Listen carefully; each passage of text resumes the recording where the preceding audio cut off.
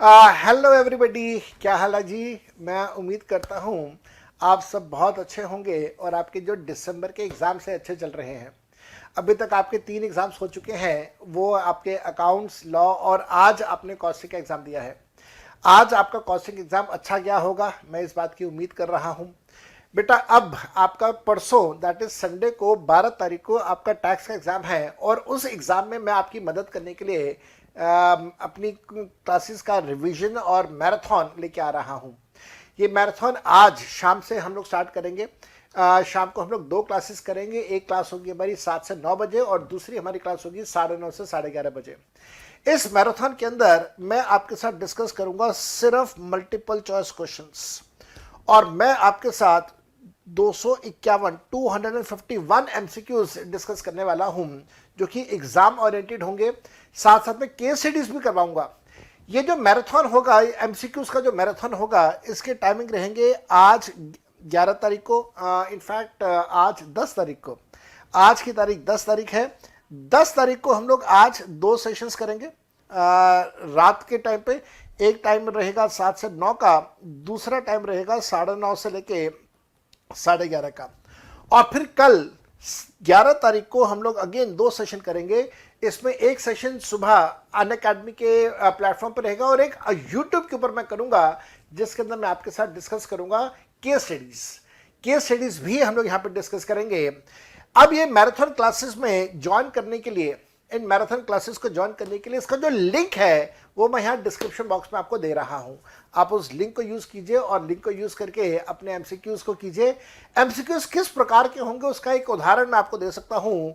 इस अनाउंसमेंट के बाद मैं एक चैप्टर के एमसीक्यूज़ आपको दे रहा हूँ। You will get a fair idea कि what are we going to do in coming 2 days। I wish you best luck for your examination. आपको कभी कोई डाउट हो आप मेरे से कॉल करके मेरे से पूछ सकते हैं अपने एग्जाम्स के लिए। And best of luck to all for your upcoming examination on Sunday and happy learning. Enjoy yourself. And here we go. Let us start with this. ध्यान से कीजिएगा। We are starting with this multiple choice questions relating to section number 9. ध्यान से करेंगे section number 9 से related.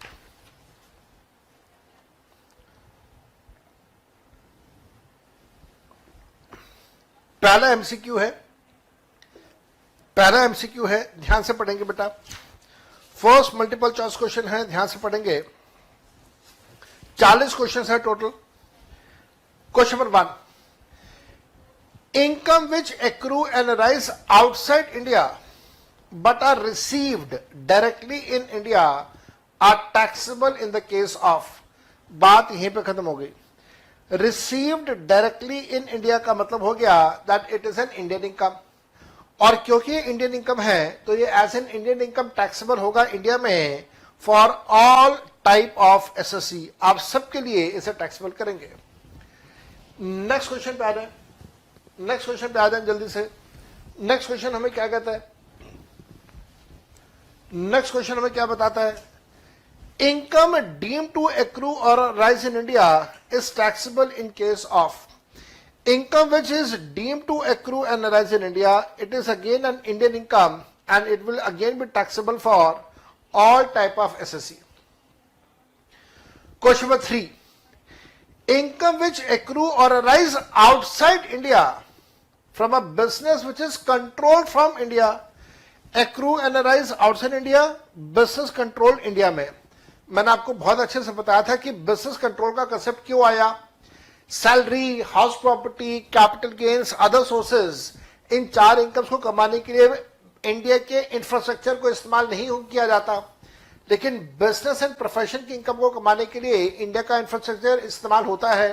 That is why income will be taxable in India. तो it will be taxable in India for ROR as well as for NOR। Business control is not taxable in case. वो कह रहा है किसके लिए taxable नहीं करेंगे? ROR के लिए टैक्सेबल करते हैं, NOR के लिए टैक्सेबल करते हैं, नॉन रेजिडेंट के लिए टैक्सेबल नहीं करते। तो our answer will be C.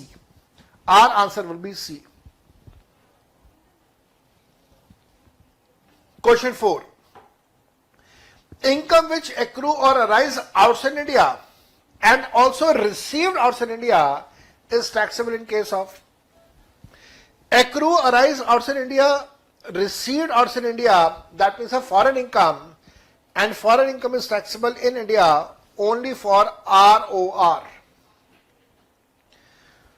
Fourth या फिफ्थ क्वेश्चन को ध्यान से देखिएगा, dividend where the amount is less than 10 lakh rupees is paid by Indian company outside India. याद रखना मेरे बेटा, dividend paid by the Indian company outside India is always deemed to accrue and arise in India and it will be taxable in India for the recipient. आप recipient के लिए, share holder के लिए taxable करेंगे India में. Question number 6, where a non-resident has any income from a business connection in India, such income, ध्यान से देखना, नॉन रेसिडेंट का बिजनेस कनेक्शन हो इंडिया में, दैट मीन्स कोई एजेंट उसने इंडिया में अपॉइंट किया हुआ है, ऐसी इनकम आप टैक्सेबल करेंगे in India because it will be deemed to accrue and arise in India. तो सेक्शन नंबर 9 के हिसाब से that income will be taxable in India. Question number 7, where a non-resident has a business connection in India, but its operation is confined to purchase of goods in India for the purpose of export, such income shall be. अभी मैंने आपको बताया था कि जहां पे वो सिर्फ गुड्स को एक्सपोर्ट करने के लिए परचेज कर रहा है, तो बिजनेस कनेक्शन है, उसके बावजूद income is not taxable in India as it is not deemed to accrue and arise in India. Next आइए question number 8. Royalty which is paid by a resident, दोबारा से पढ़ेगा, royalty which is paid by resident in India to a non resident. बात यहीं पे खत्म हो गई. Royalty which is paid by resident in India, अगर रॉयल्टी का पैसा रेसिडेंट दे रहा है, अब वो किसी को भी दे, चाहे वो रेसिडेंट को दे, नॉन रेसिडेंट को दे, किसी को भी दे, अगर पैसा रॉयल्टी का रेसिडेंट दे रहा है तो वो इंडिया में टैक्सेबल होगा,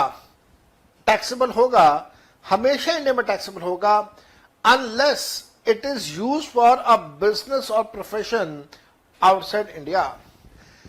तो अगर वो business and profession outside India के लिए इस्तेमाल है तो ठीक, अदरवाइज वो हमेशा इंडिया में टैक्सेबल होगा. और ऐसा ही मैंने भी आपको लिखवाया था, जरा एक बार क्लास नोट्स को अच्छे से चेक कीजिएगा. Question number 9, fees for technical services paid outside India by non resident. आपको हमेशा ये चेक करना है कि पैसा पे कौन कर रहा है. Fees is paid by a non resident. Fees का पैसा पे करने वाला कौन है? एक नॉन रेसिडेंट है. अगर फीस का पैसा नॉन रेसिडेंट पे कर रहा है तो वो इंडिया में टैक्सेबल होगा सिर्फ एक शर्त पे, जब वो इंडिया में किसी बिजनेस एंड प्रोफेशन के लिए इस्तेमाल हुआ हो या किसी इनकम को कमाने के लिए इंडिया में इस्तेमाल हुआ हो. So the answer is C. 9 का answer is C. When it is used for business and profession in India और earning or for earning any income in India. अभी ये सारी बातें मैंने आप लोगों को लिखवाई हैं. Question number 10, interest payable outside India by a non resident. हाँ, अब आगे ना बात जो मैंने अभी आपको ए और बी दो दोस्तों वाला एग्जांपल करवाया था. अगर इंटरेस्ट का पैसा इंडिया से बाहर पे हो रहा है, कौन पे कर रहा है? एक नॉन रेसिडेंट पे कर रहा है, तो वो पैसा इंडिया में टैक्सेबल होगा अगर उस पैसे को इंडिया में यूज किया गया है किसी बिजनेस एंड प्रोफेशन के लिए. अगर बिजनेस एंड प्रोफेशन के लिए इस्तेमाल किया गया तो वो टैक्सेबल है. अगर बिजनेस एंड प्रोफेशन के अलावा किसी और काम के लिए इस्तेमाल होगा तो इंडिया में टैक्सेबल नहीं होगा.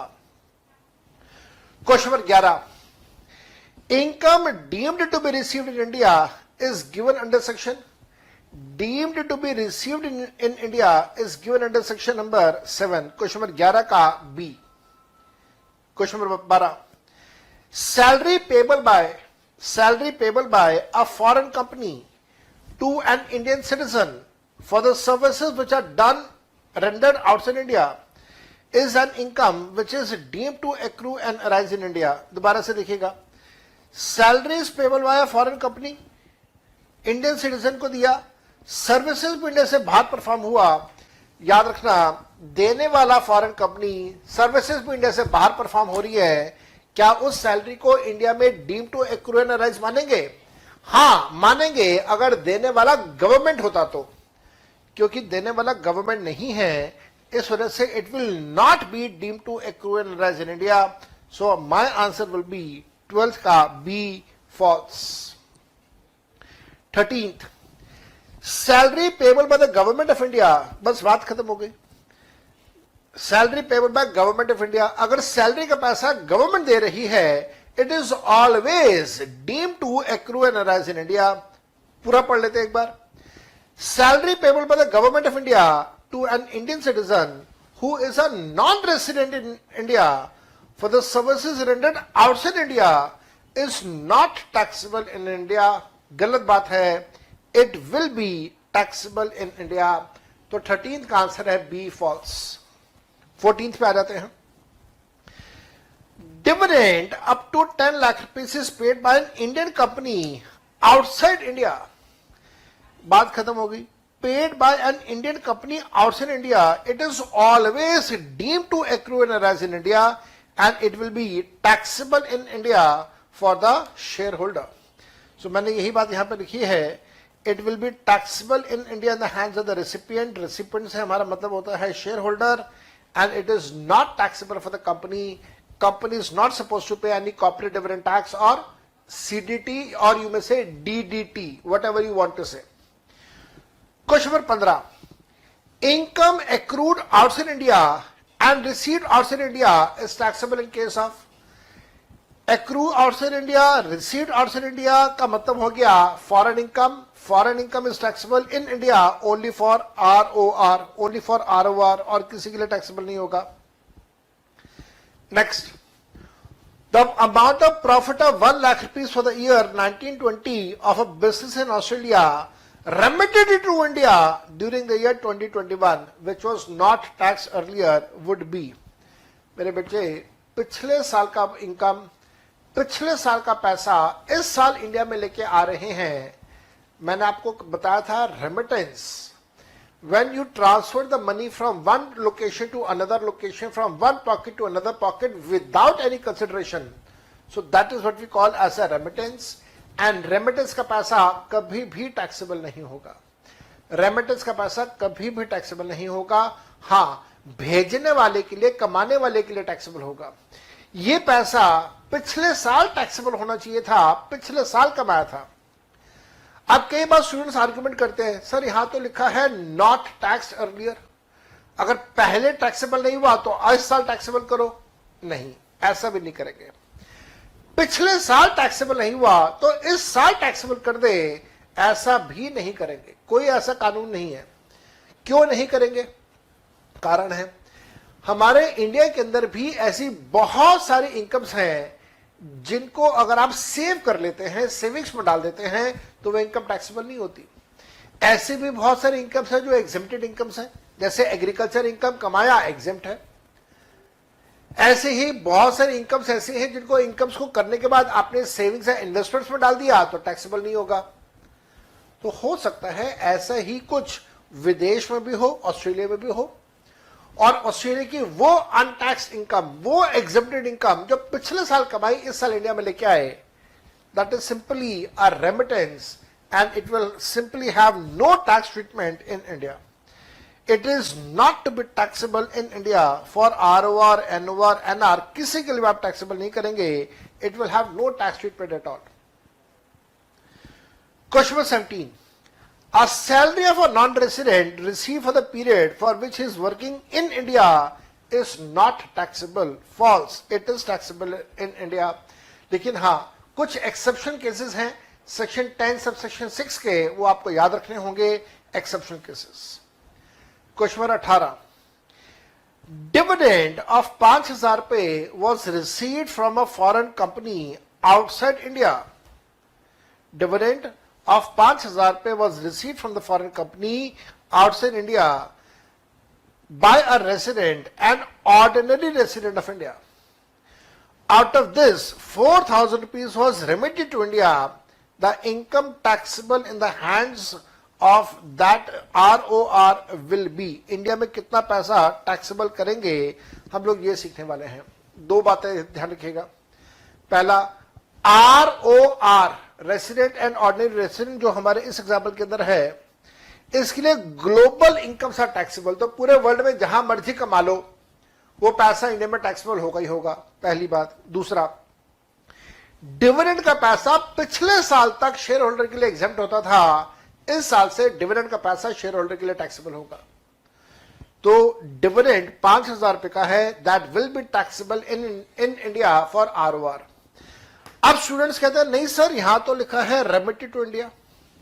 तो बात को समझो, हुआ ऐसा कि जैसे ही उसने 5,000 रुपए का पैसा कमाया, हिंदुस्तान में बैठे हुए उसके परिवार वालों का फोन आ गया, हाँ जी हमें यहां पे हिंदुस्तान में पैसे की जरूरत है। तो वो व्यक्ति कहता अच्छा अच्छा ठीक है जी, तुम्हें पैसे की जरूरत है, हमेशा फोन पैसे के लिए ही करते हो, मैंने अभी अभी 5,000 रुपए कमाए हैं, मैं उस 5,000 में से 4,000 रुपए तुम्हें भेज रहा हूं। तो ये जो ROR है, इसने 5,000 रुपए कमाए, घर से फोन आ गया पैसे की जरूरत है, इसने फटाफट तुरंत 4,000 रुपए भेज दिए। 5,000 रुपए कमाए, उस 5,000 में से 4,000 रुपए भेज दिए। कमाए कितने? कमाए 5, पूरे 5,000 टैक्सेबल होंगे। अब हिंदुस्तान में बैठे हुए जो घर वाले हैं, परिवार वाले हैं, बीवी बच्चे माँ बाप भाई बहन, इनको जो 4,000 रुपए मिला वो 4,000 रुपए उनके लिए टैक्सेबल नहीं होगा, बाकी तो हमेशा टैक्सेबल होगा। जो कमाएगा उसके लिए तो हमेशा टैक्सेबल है। सो आंसर इज पूरा 5,000 रुपए will be taxable. Next question 19, 20, 21 आपके प्रैक्टिकल क्वेश्चंस हैं, और ये अगर आप ध्यान से देखें तो ये प्रैक्टिकल क्वेश्चंस हम लोग ऑलरेडी कर चुके हैं। ये समथिंग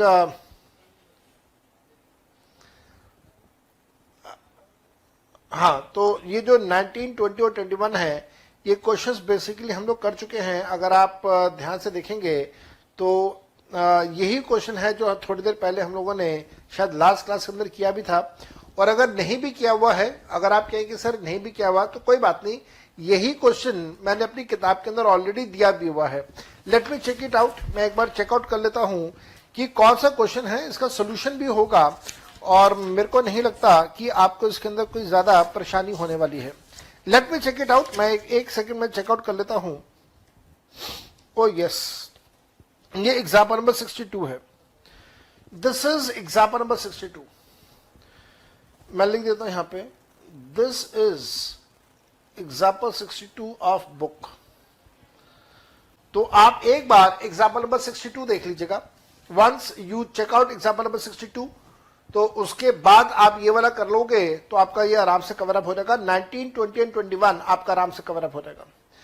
फिर उसी के बाद 22, 23, 24 के लिए भी मैंने आपको एग्जाम्पल दिया है, मतलब अगेन प्रैक्टिकल क्वेश्चन दिया है मैंने आपको।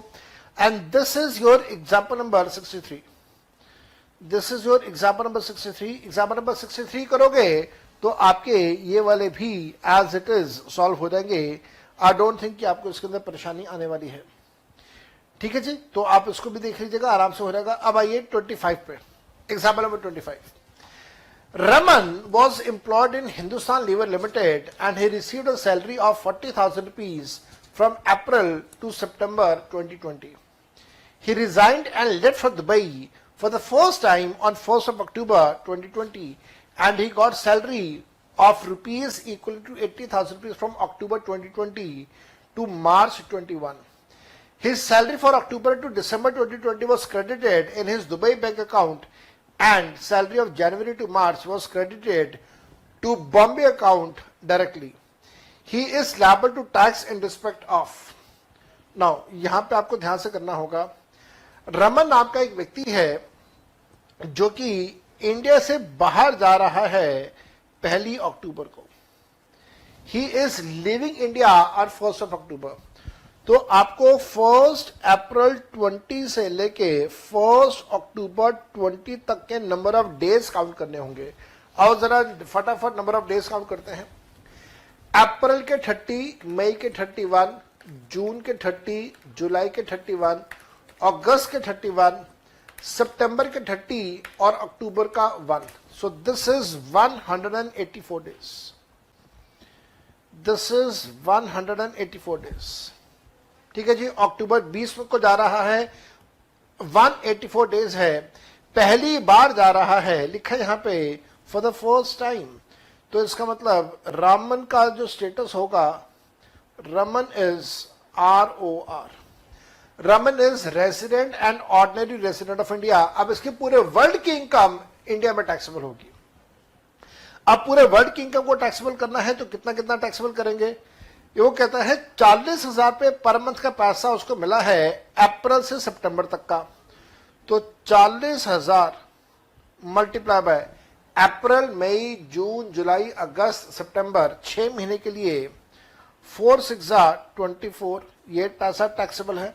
आगे, he resigned and left for Dubai and got salary in equivalent to Indian rupees 80,000 from October to March। तो ये भी टैक्सेबल होगा, अक्टूबर to March. 80,000 for 6 months, 80 into 6 will give me 480, 480 plus 240 is gross salary 7,20,000। और उसके बाद standard deduction 50,000 रुपए का आप यहां पे लेस कर दोगे तो टैक्सेबल सैलरी आपके पास आना चाहिए 6,70,000। अब जरा देखते हैं एग्जामिनर की रिक्वायरमेंट क्या है। एग्जामिनर की रिक्वायरमेंट क्या है जरा वो देखते हैं। एग्जामिनर कह रहा है he is liable to tax in respect of. अच्छा, अमाउंट तो पूछा ही नहीं, अमाउंट की तो कैलकुलेशन ही नहीं पूछी, हमने ऐसी कैलकुलेशन कर दिया, चलो कोई बात नहीं। He will be liable to tax in respect of, वो किसके लिए टैक्सेबल होगा? Be very very careful, वो इंडिया और दुबई में दोनों जगह जो इनकम कमा रहा है, पूरे वर्ल्ड में जो इनकम कमा रहा है, उसके लिए वो इंडिया में लायबल होगा। So he will be liable for the income earned in Dubai as well as earned in India, received in Dubai as well as received in India, दोनों के लिए टैक्सेबल होगा। Question number 26. Income accruing in London and received there is taxable in India in case of, London में income accrue हुई, receive भी London में हुई, earned outside India, received outside India is a foreign income. Foreign income is taxable in India for all ROR. No, sorry, foreign income is taxable in India only for ROR. सिर्फ ROR के लिए taxable है, बाकियों के लिए नहीं है। 26 का answer is A. Next, income which accrue or arise outside India but received directly in India are taxable in case of, received directly in India तो ROR, NOR, NR सबके लिए टैक्सेबल होगा। तो answer is all of the above. 28th, income earned from a contract negotiated by an agent in India in the name of a non-resident but approved by such non-resident shall। अब देखो, agent है, India के अंदर एक agent बैठा हुआ है, non resident का एक एजेंट इंडिया में बैठा हुआ है, और उस एजेंट ने नॉन रेसिडेंट के नाम पे कोई कॉन्ट्रैक्ट किया। This is what we call business connections in India, and because it is business connections in India, income या profit will be deemed to accrue and arise in India, will be taxable in India. So it shall be taxable in India as income is deemed to accrue and arise in India through business connections। लिख देना इसके आगे, through business connections। Next, 29. Fees for the technical services which is paid by the central government will be taxable in case of, बात खत्म हो गई। Paid by the central government आपको बताया था, if it is paid by the government, it is always deemed to accrue and arise in India and will always be taxable in India for everybody irrespective of the status। 30th, short-term capital gain on the sale of shares of an Indian private limited company but received in Australia is taxable in case of, मेरे बेटा Indian private limited company के shares हैं, तो इसका मतलब capital gains is accruing in India. If it is accruing in India it will be taxable for all.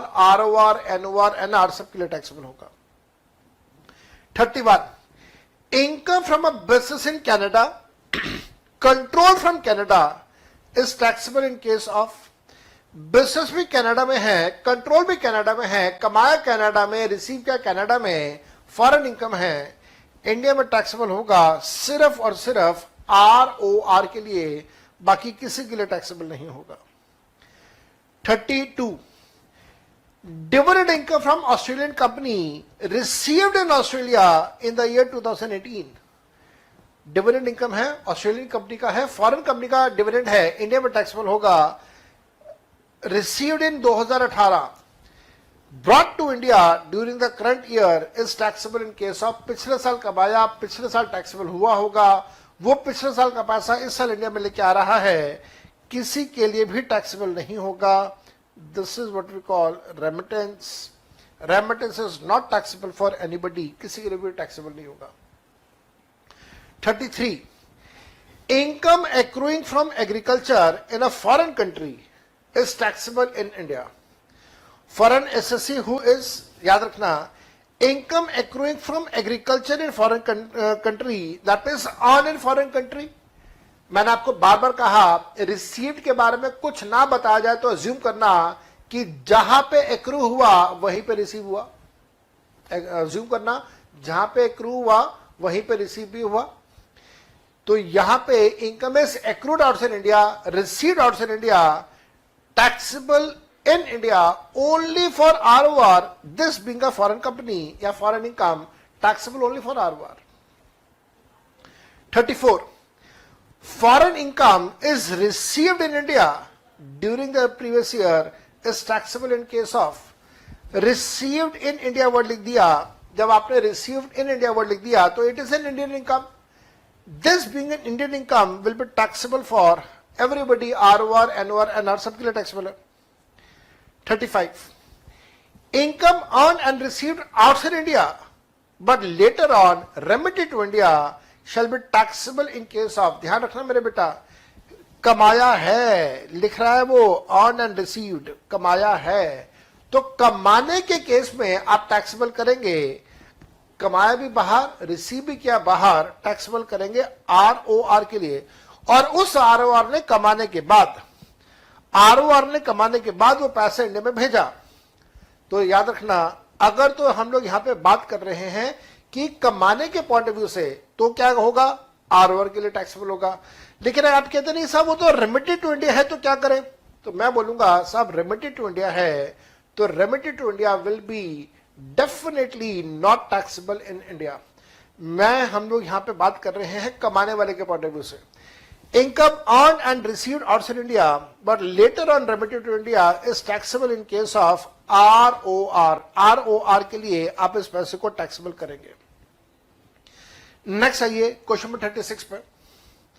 Next आइए question number 36 क्या कहता है, past untaxed incomes, sorry past untaxed profits of the previous year 1920 are brought to India in the previous year 2021 is chargeable to tax in the assessment year 21-22 in the hands of. किसी के लिए भी taxable नहीं होगा. जब आप पिछले सालों का पैसा इस साल इंडिया में लेके आ रहे हैं, it is not to be tax for anybody. 37. मैं एक बार बेटा क्लैरिफाई कर दूं 35 को. Income earn and received outside India, अगर आप इसी साल अर्न कर रहे हैं, इसी साल रिसीव कर रहे हैं, ROR के लिए टैक्सेबल है. इस साल कमाया, इस साल रिसीव किया, कमाने के बाद भेजा, कमाया, इस वजह से टैक्सेबल कर रहा हूं मैं, लेकिन जो इंडिया में रिसीव करेगा उसके लिए टैक्सेबल नहीं करेंगे. And later on remitted to India, जो इंडिया में वो पैसा रिसीव करेगा उसके लिए टैक्सेबल नहीं होगा. कमाने वाले के लिए, भेजने वाले के लिए वो पैसा हमेशा टैक्सेबल होता है. 37 पे आ रही है. Mr. J earns a following income during the year ending March 21. Interest on UK development bond 1/4 is received in India 2 lakh rupees. अच्छा जी. Then profit from sale of building in India but received in Holland 2 lakh rupees. The income liable to tax for the assessment at 21-22, that is previous year 2021, if Mr. J is ROR in India is, ध्यान रखना, अगर वो ROR है तो आप क्या करेंगे? अगर वो ROR है तो बॉन्ड्स का सारा पैसा इंडिया में टैक्सेबल होगा 2 लाख रुपए. इसी प्रकार से प्रॉफिट का जो पैसा है वो भी, प्रॉफिट का पैसा भी 2 लाख रुपए इंडिया में टैक्सेबल होगा. दैट मीन्स,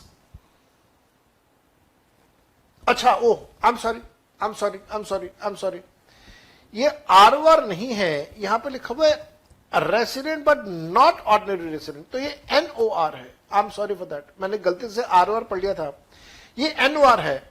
NOR के केस में आप क्या करेंगे?